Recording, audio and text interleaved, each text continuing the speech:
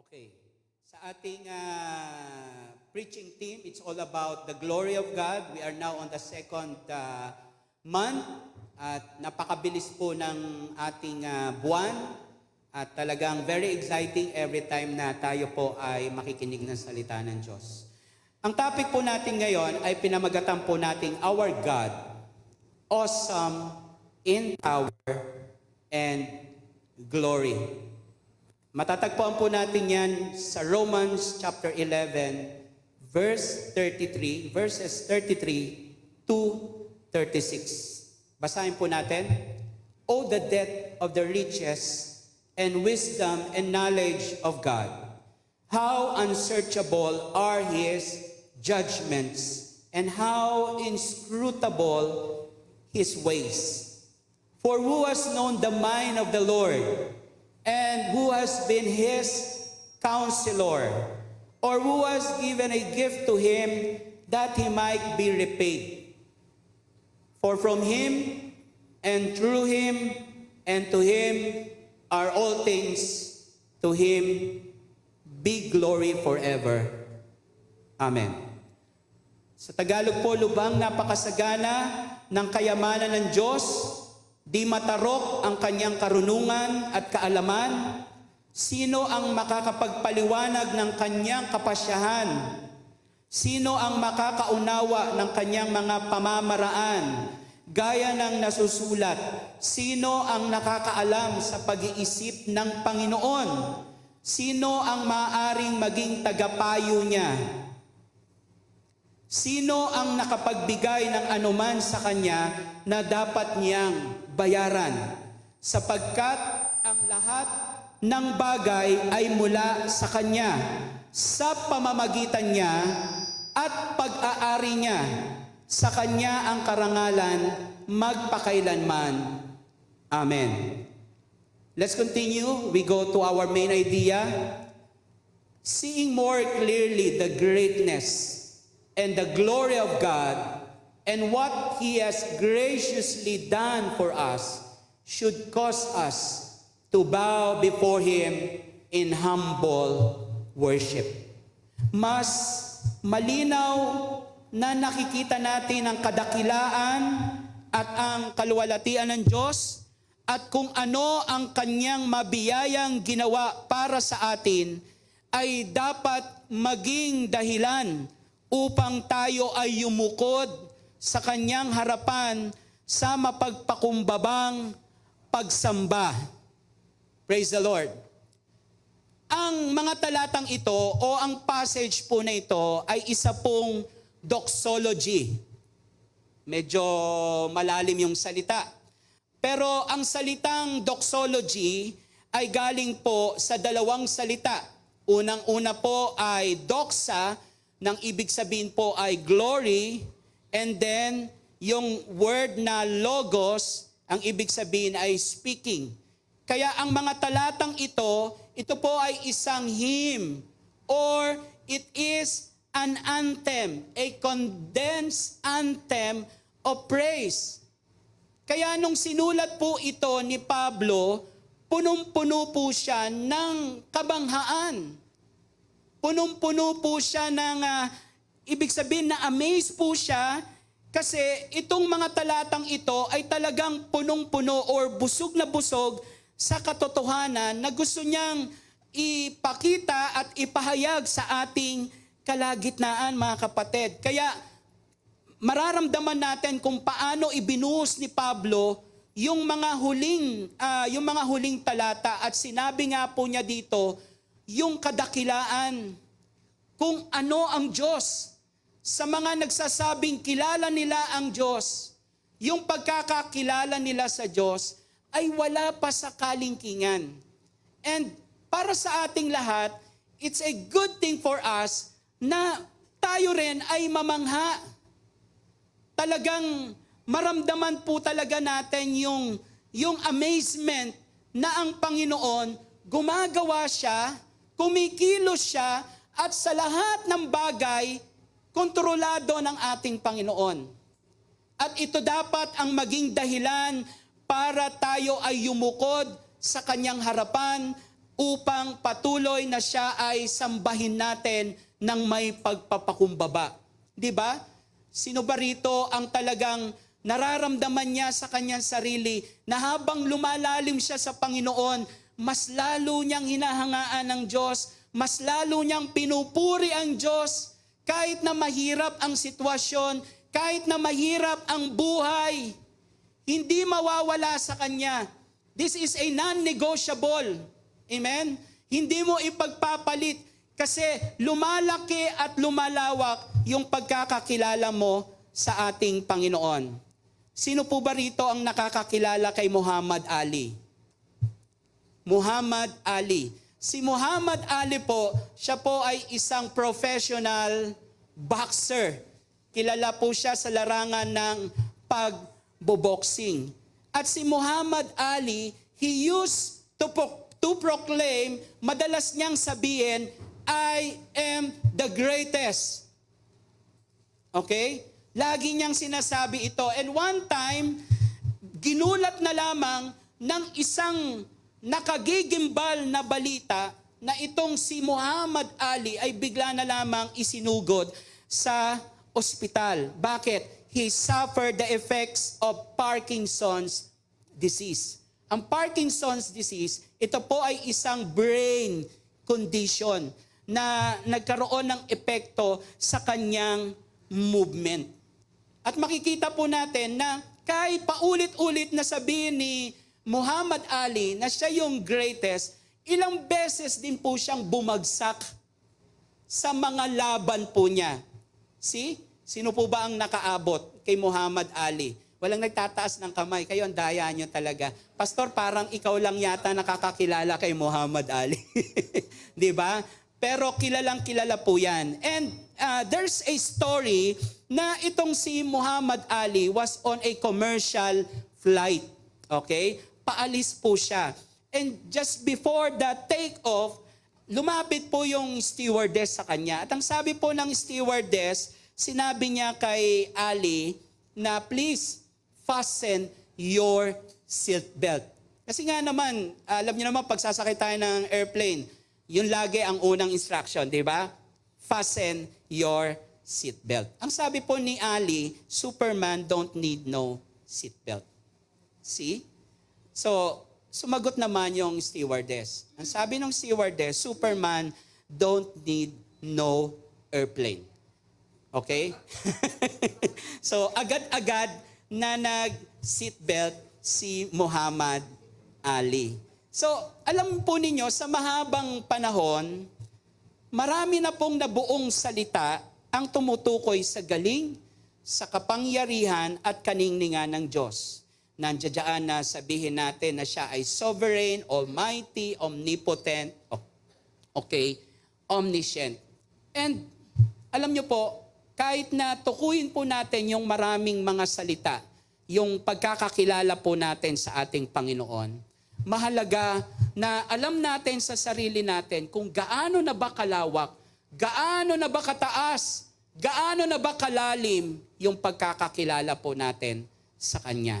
And to amaze us more, meron pong isang author na para mas lalo tayong ma-amaze at mamangha sa ating Diyos, binigyan po niya tayo or He gave us a taste of God's power in creation. So, ang ginawa po niya, He take us from a size. Sinimulan po niya doon sa mga bagay na alam natin na masyado tayong ma-amaze. Okay, unang-una, yung Mount Everest.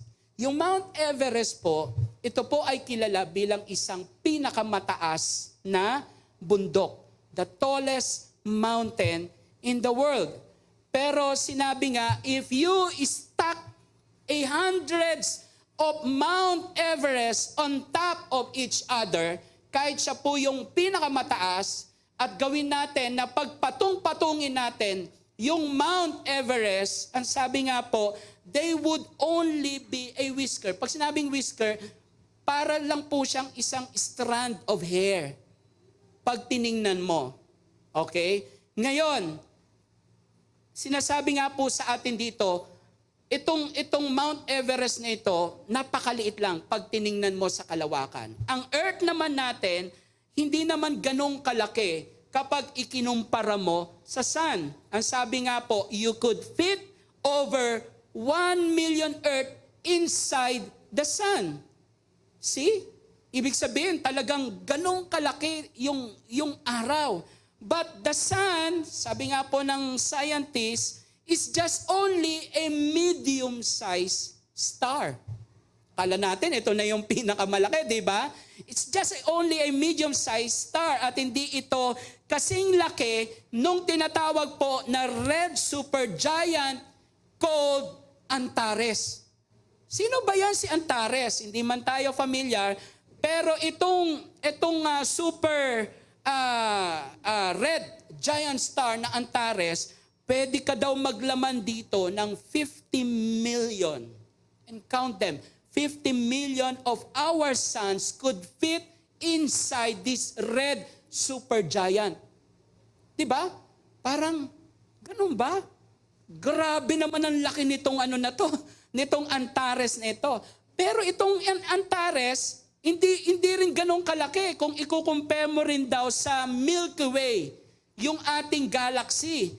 Kasi yung galaxy po natin consists of billions of stars, including the supergiant Antares, as well the countless comets, okay?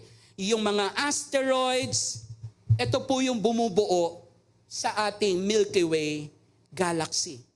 And then lastly, akala natin ganun nakalaki yung Milky Way. The Milky Way galaxy is not as big as the universe. Why? Kasi there are literally billions of galaxies in the universe. Ganon karami, kapatid. So come to think of it, pag pinag-uusapan na po natin yung size, okay, it simply defies our comprehension. Hindi natin halos maisip na ganon kalaki. And then to think of it, ginawa ito ng Diyos with just a spoken word. Hello, are you listening? Nangyari, ang lahat ng ito ay dumating, walang magic, walang even formula, dumating ito with just a spoken word. Hindi ba napaka-incredible, mga kapatid? And truth to be known, ang ating Panginoon, He neither slumber nor sleep. Hindi po niya ginawa ito nung natutulog siya. Gising na gising ang ating Panginoon. At kailangan po nating ma-realize this morning, mga kapatid, na in compare to God, we are nothing. Okay? Kung itong mga bagay na ito, ma-amaze tayo, wow, di ba? Kinakanta natin yung love ni Jesus, and from there, narinig natin kung gaano kalawak, di ba? Higher, di ba? Sige, kanta, Ate Annalyn. Ito na naman tayo Pastor, ba't lagi mo ako nakikita? Okay. Higher than the mountains, deeper than the oceans, wider than the universe. Anong next, Ate Annalyn? O mga children, teacher, anong susunod? Oh, wonderful love. Ha? So, sinasabi sa atin dito na ito ang Diyos natin. Amen? Hindi ba tayo na-excite na ganito kalaki? Amen? Our God is an awesome, a powerful God. Amen? And today, let's talk about, mga kapatid, mag-uusap po tayo sa tatlong bagay. Okay? Ano ba itong tatlong bagay na ito? Let's continue. Pag-uusapan po natin, from the passages, we will learn three things. At ang tawag ko po rito ay 3 in 1. Okay? Let's talk about the 3 facts about God, the 3 things no one can do, and the three reasons to praise God. Now, tuloy po tayo. Number 1, He knows everything there is to know. Ang sabi po doon, oh, the depth of the riches of the wisdom and knowledge of God. Lubhang napakasagana ng kayamanan ng Diyos. Di matarok ang kanyang karunungan at kaalaman. Now the question is, how deep is God? Gaano ba kalalim ang Diyos? Kasi sabi nga po dito, lubhang napakasagana at di matarok yung lalim ng ating Panginoon. The deepest part of the ocean in the world, okay, is believed to be 36,000 feet. Yung pinakamalalim na karagatan ay sumusukat po ng 36,000 feet or about 7 miles. Napakalalim. So ano ang sinasabi po sa atin dito? Sinasabi sa atin dito na kung ganon ang pagpapakilala ng salita ng Diyos sa atin na malalim yung kanyang karunungan, it means to say, He knows everything. Alam po niya ang lahat ng bagay. At sinasabi nga po dito, itong mga bagay na nalalaman natin ay katiting lamang doon sa kaalaman ng ating Panginoon. There are also hidden things. Kaya nga yung sinasabi nga po na, oh, the depth, it means that there are hidden dimension to God's riches, wisdom, and knowledge. Meron pa talagang mga bagay na hindi ipinapaalam sa atin ng Diyos. Okay? At kung meron man tayong nalalaman, come to think of it, mga kapatid, yung nalalaman po natin ay what? Bahagi lamang nung ibinigay na kaalaman sa atin ng ating Panginoon. Therefore, if God knows everything, nakakatuwa, meron po akong natutunan.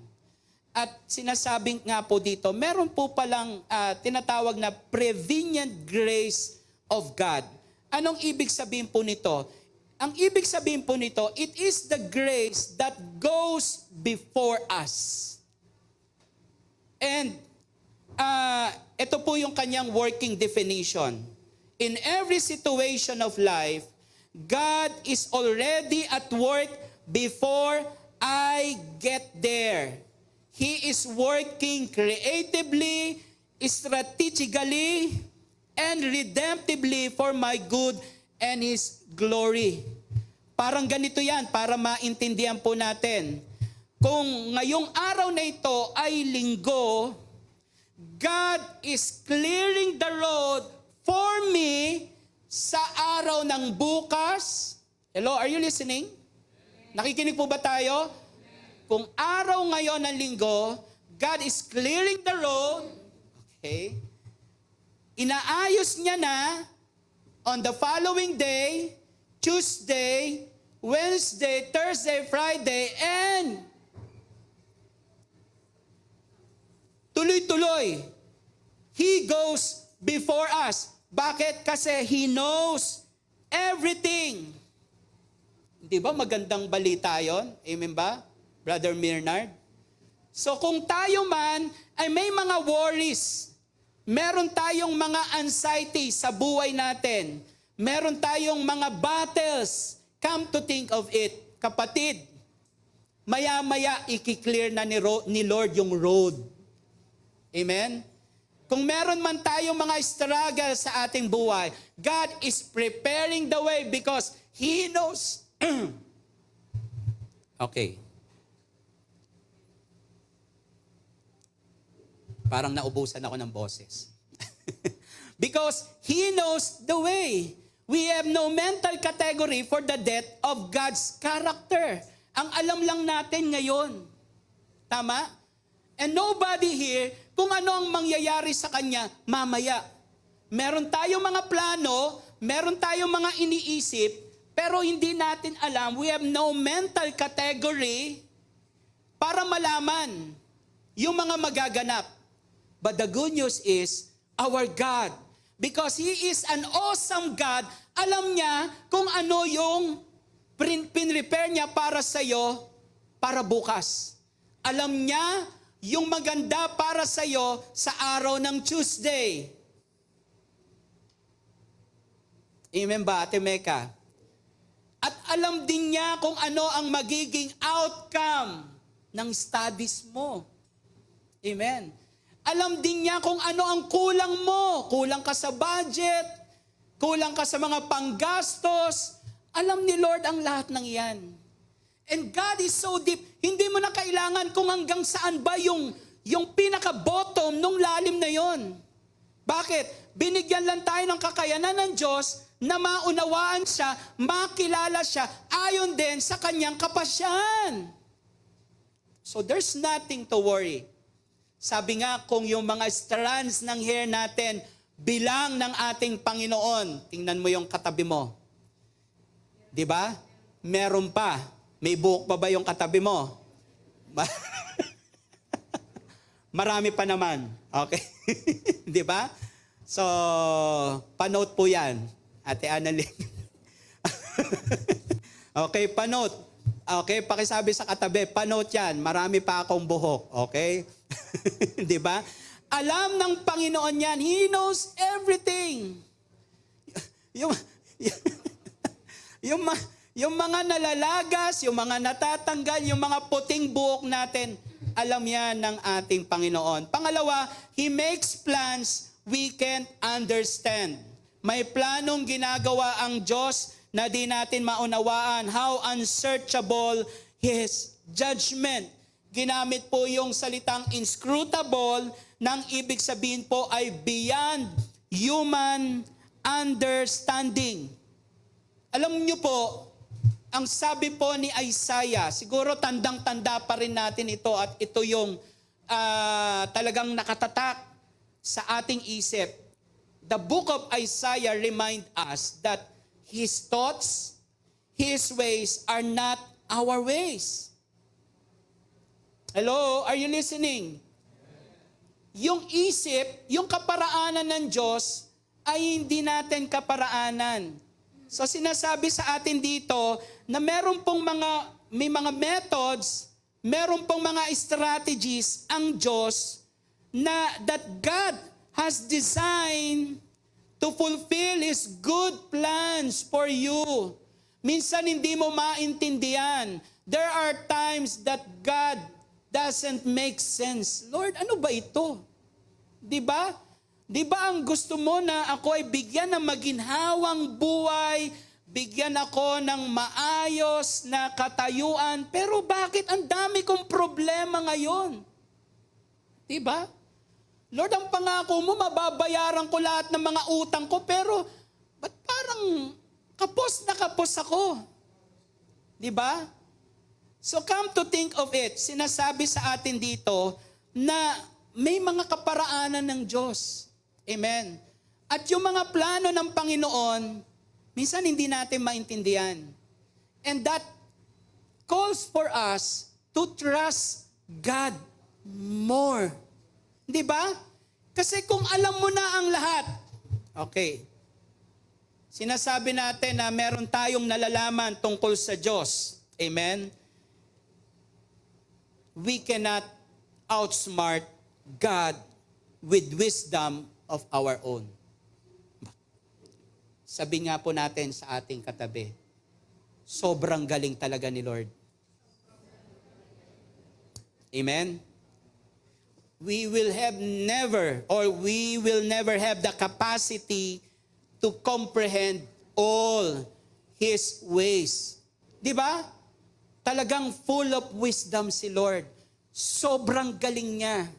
Ang galing ng pagkakagawa niya sa atin, ang galing ng panahon na binibigay niya sa atin, di ba? Napakaganda ng klima natin. Minsan, we are so full of many complaints, ang dami nating reklamo sa buhay. Pero sinasabi sa atin dito, Sino ang makakapagpaliwanag ng kapasyahan ng ating Panginoon? And naalala ko si Job. Kilala niyo po si Job? Ang sabi po ni Lord sa kanya, nasaan ka nung likain ko yung mundo? And then nagtuloy-tuloy po yon. Ang sabi ni Lord, kung talagang may alam ka, lahat ay sabihin mo. See?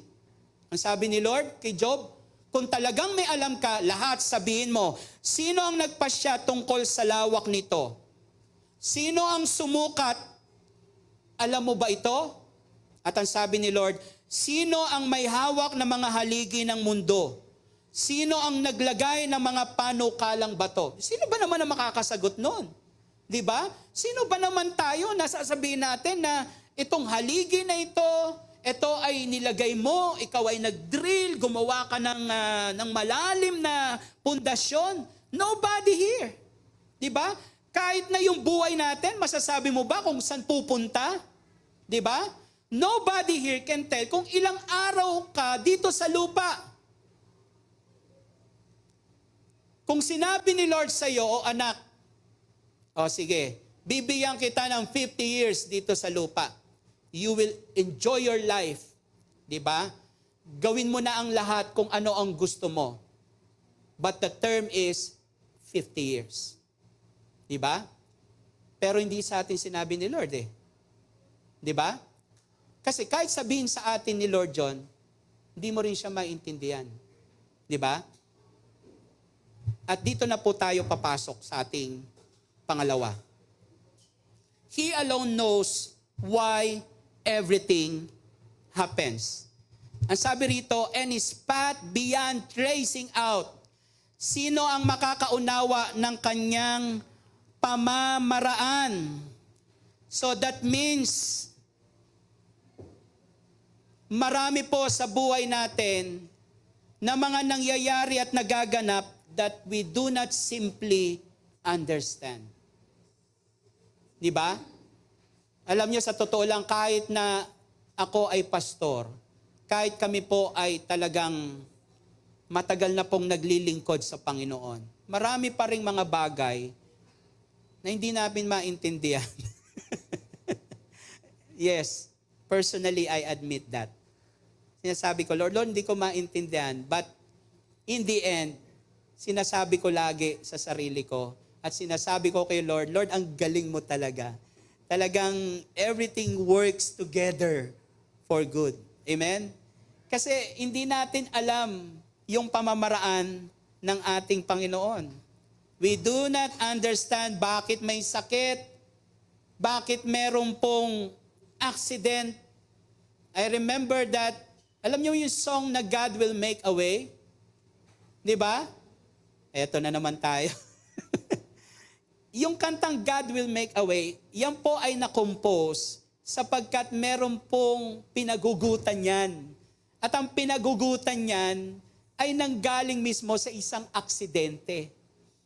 At alam nyo, yung aksidente na yon, yung isang pamilya ay galing sa isang activity and then on their way, dun sa kanilang daanan, bigla na lamang nagkaroon ng accident. At kung hindi ako nagkakamali, parang isa na lang yung nabuhay and then the rest namatay. And that's why the song, God Will Make a Way, na-compose ito. Di ba? God will make a way where there seems to be no way. He works in ways we cannot see. Di ba? He will make a way for me. And then, as it continues, He will be my guide. Hold me closely to His side with love and strength. For each new day, He will make a way. Di ba?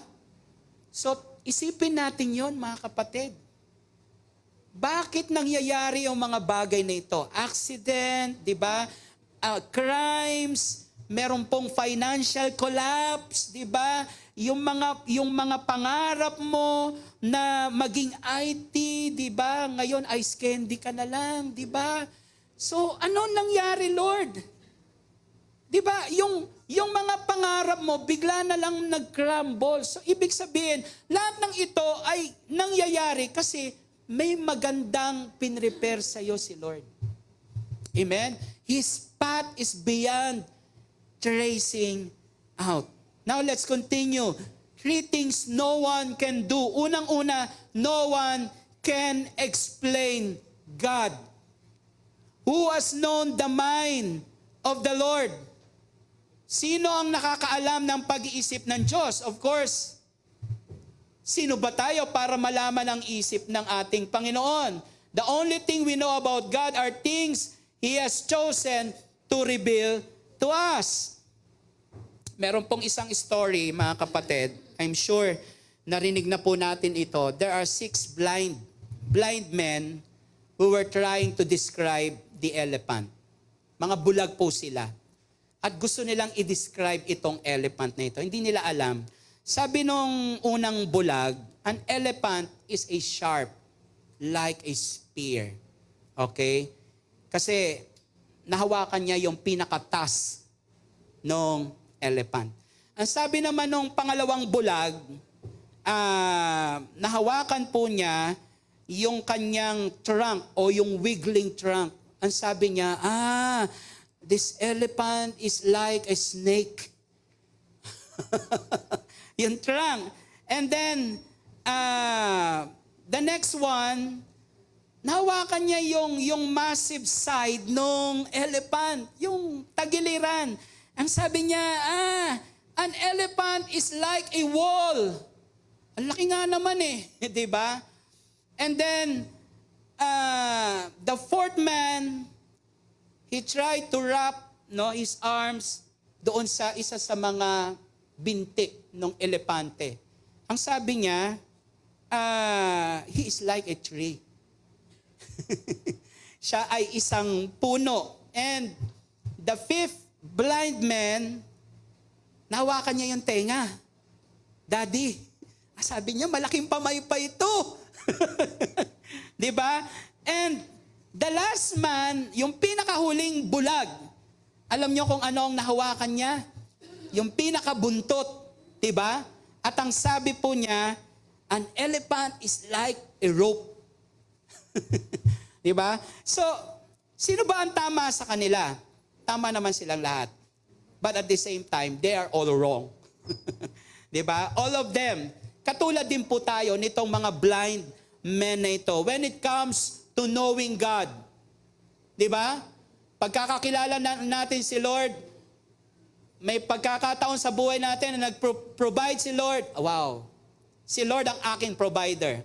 Dumating yung time na pinagaling ka ni Lord, ang sabi mo, si Lord ang aking healer. Pero sa totoo lang, mga kapatid, no one knows enough to fully explain God. Hindi natin pwedeng ipaliwanag si Lord. Maipapaliwanag mo lang, makikilala mo lang ang Panginoon sa abot ng pagpapakilala niya sa iyo. Hindi manggagaling sa iyo, kundi manggagaling sa kapasyahan ng Diyos. Tama po ba? Are you listening? Si Lord magpapasya sa iyo, Kuya Boyet. Ito ako sa buhay mo.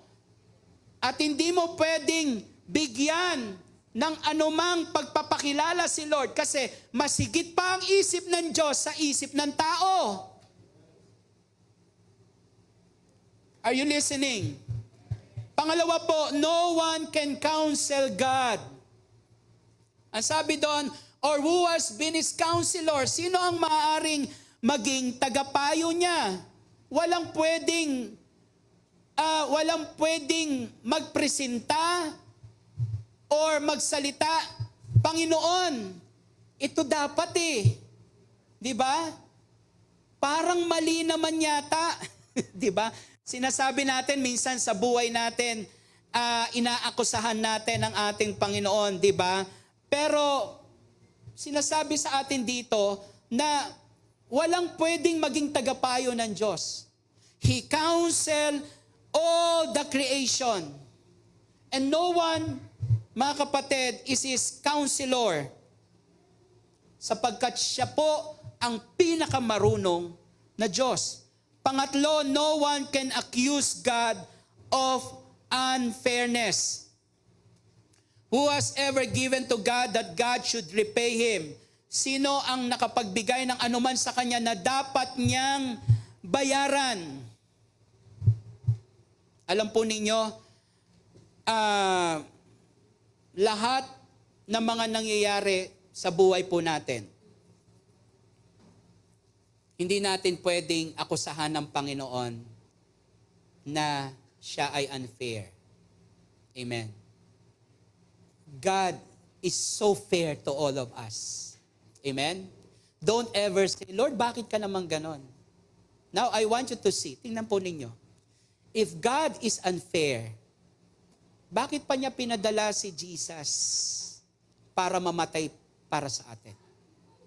Amen? Hello? You are supposed to be, ikaw dapat ay mamatay sa iyong kasalanan. But God, kung gagamitan talaga natin ng fairness, okay? Dapat talaga tayo ang naipako sa krus. Di ba? Yun ba ang sinasabi natin? Na we can accuse God of unfairness? Di ba? O sige, ipatas natin ang laban. Di ba? Kung gagamitin natin yung fairness ni Lord, dapat wala tayo ngayon. Amen po ba? Bakit? We deserve to die. We do not deserve the grace of God. Hindi karapat dapat tayo sa biyaya, sa awa ng Diyos. But because we have the grace of God, yung biyaya ng Diyos, yung hindi dapat na ibinigay sa atin, na parusa, okay, hindi iginawad yan sa atin ng Panginoon. Amen? And lastly, let's continue. 3 reasons to praise God.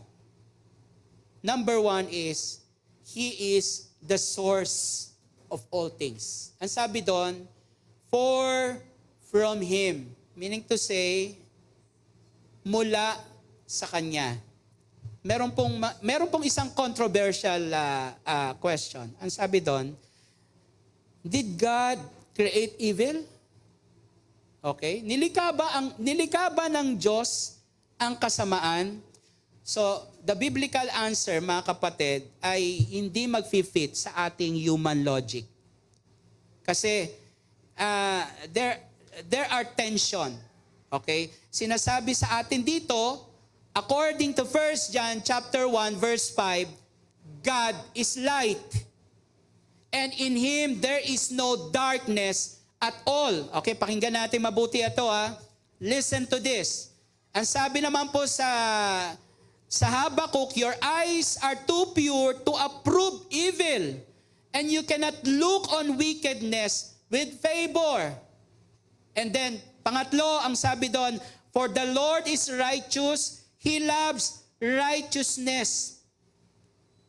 Sa kabilang banda naman, eto naman, in His tinatawag po nating eternal decree, God permitted evil in order to further His own glory.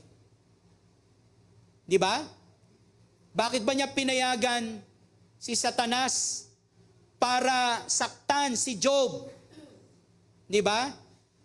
At sinasabi nga po dito sa Isaiah, I am the Lord and there is no other, the one forming light and creating darkness, causing well-being and creating calamity.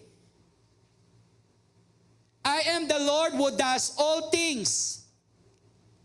Yung word na calamity po rito, ang ibig sabihin po nito ay evil. So sinasabi po sa atin dito, we cannot accuse God, hindi natin pwedeng akusahan si Lord na siya po ang author ng sin. Okay? Pero subalit datapwat ngunit, alalaong bagay, binigyan niya tayo ng Romans chapter 8, verse 28, that all things, the good and the evil, all things will work together for good. Mula sa Kanya. Amen?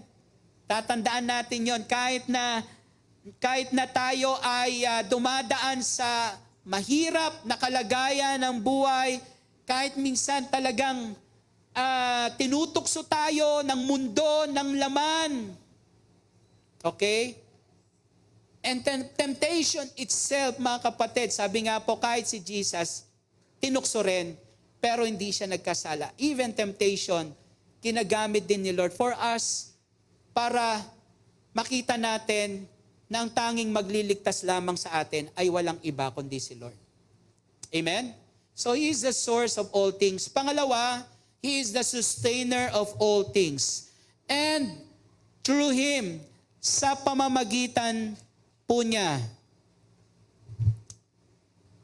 He is the reason for the continued existence of the universe. Amen?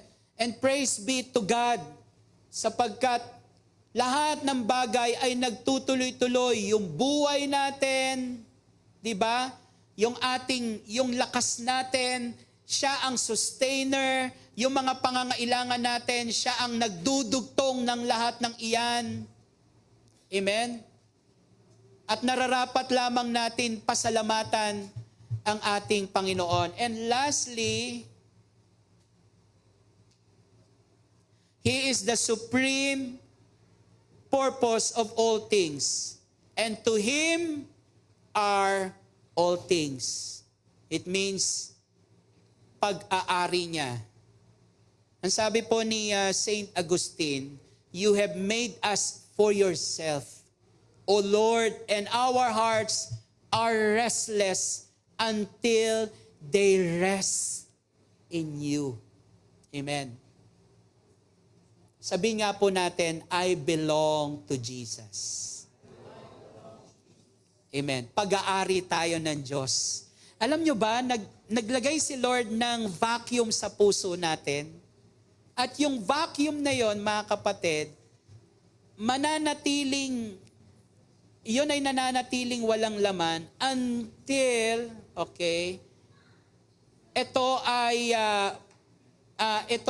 until na dumating ang Panginoon doon sa pinaka-space, doon sa pinaka-vacuum ng ating puso. Kaya tingnan po ninyo ang tao, wala silang kapahingahan. 'Di ba? Lahat talagang hinahabol nila, trabaho dito, trabaho doon, halos wala ng pahinga. At kahit makuha na nila ang lahat, still sinasabi nila may kulang pa rin. Kasi ang kulang talaga si Lord. Amen. Are you listening? Siya talaga ang kulang. Kaya nga sinabi rito, our hearts are restless until they rest in you. Amen. And lastly, ito yung pinakamaganda, mga kapatid. To Him be the glory forever. So what is left for us, mga kapatid? Yung salitang, to Him be the glory forever. Lagi nating tatandaan that in life and in death, to Him be the glory forever.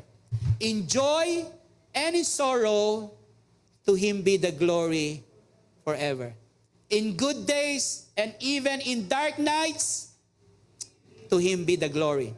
In sickness or in health, to Him be the glory forever. In our career, in our home, to Him be the glory forever. In our marriage, and even in your children, to Him be the glory forever. In your prosperity and even in your poverty, to Him be the glory forever. In days of peace and in times of war, to Him be the glory forever. In moments of victory and in darkness defeat, to Him be the glory forever. In prayers answered and in prayers unanswered, wala talaga tayong pupuntahan. Di ba? Pumunta man tayo kung saan, we always answer life. To Him be the glory forever. And in conclusion, mga kapatid. Our God truly is an awesome God, worthy of our highest praise and most humble service. For from Him and through Him and for Him are all things. To Him be the glory forever. Amen. Let's read in Tagalog. Ang sabi diyan, ang ating Diyos ay tunay na isang kahangahangang Diyos na karapat-dapat sa kanyang pinakamataas na papuri at pinakadakila na paglilingkod sapagkat mula sa Kanya at sa pamamagitan niya at para sa Kanya ang lahat ng bagay. Sa Kanya ang kaluwalhatian magpakailanman. Amen. Palakpakan po natin na malakas ang ating Panginoon. Amen. Our God, again, awesome in power and glory. Let's all bow our head and let's pray. Maraming salamat, Panginoon. Tunay na napakasagana ng iyong kayamanan.